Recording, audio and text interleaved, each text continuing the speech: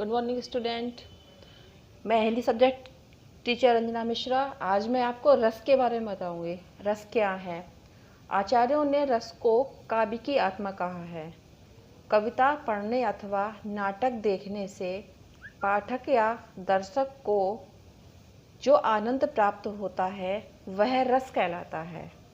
Repeat, आचार्यों ने रस को काव्य की आत्मा कहा है।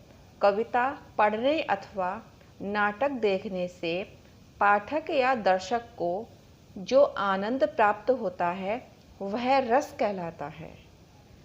रस के 4 अंग माने गए हैं। कौन कौन से? स्थायी भाव, विभाव, अनुभाव, संचारी भाव। पहला है स्थायी भाव, फिर है विभाव, फिर है अनुभाव, फिर है आपका संचारी भाव। अच्छा, इसमें स्थायी भाव क्या होता है? स्थायी भाव किसे कहते हैं?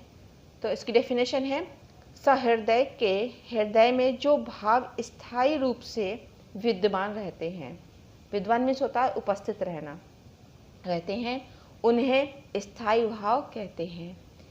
यही भाव रसत्व को प्राप्त होते हैं।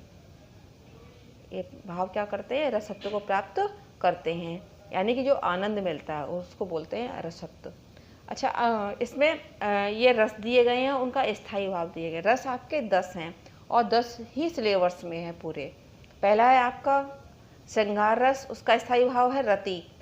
हास्य रस, उसका है स्थायी भाव हास। करुण, करुण का है शोक। रौद्र, रौद्र का है क्रोध। वीर, वीर का स्थायी भाव है उत्साह। भयानक का है भय। विभत्स का है जुगुप्सा। अद्भुत का है विस्मय। शांत का है निर्वेद और वात्सल्य का है वत्सल। इसमें विभाव, विभाव क्या है? ऊपर हमने आपको बताया था। तो विभाव, विभाव क्या है? जिसके कारण सहृदय को रस प्राप्त होता है वह विभाव कहलाता है। अर्थात स्थायी भाव का कारण विभाव है। विभाव 2 प्रकार के होते हैं, आलंबन विभाव और उद्दीपन। आलंबन विभाव क्या है? कि वह कारण जिस पर भाव अवलंबित रहता है,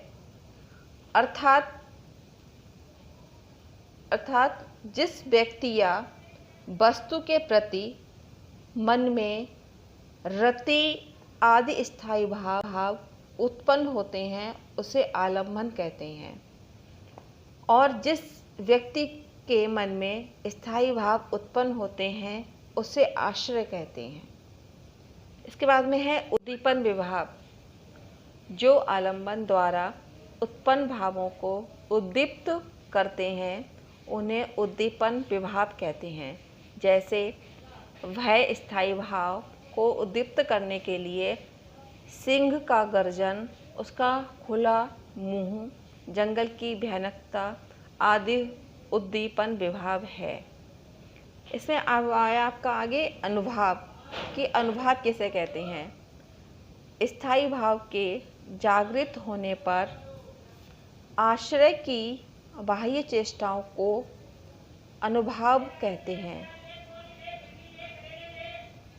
जैसे भय उत्पन्न होने पर हक्का बक्का हो जाना, रोंगटे खड़े होना, कांपना, पसीने से तर हो जाना। इसके बाद में है आपका संचारी भाव। संचारी भाव किसे कहते हैं? आश्रय के मन में उठने वाले अस्थिर मनोविकारों को संचारी भाव कहते हैं। ये मनोविकार को पानी के बुलबुले की भांति होते हैं, बनते और मिटते रहते हैं, जबकि स्थायी भाव अंत तक बने रहते हैं। प्रत्येक रस का स्थायी भाव तो निश्चित है। इसके आगे आपको अगले टर्न पे बताएंगे, जो कि आपका रस स्टार्ट हो जाएगा। तो आपके लिए क्या करना, होमवर्क में जो रस हैं और उनके स्थायी भाव हैं वो याद करने हैं। Thank you.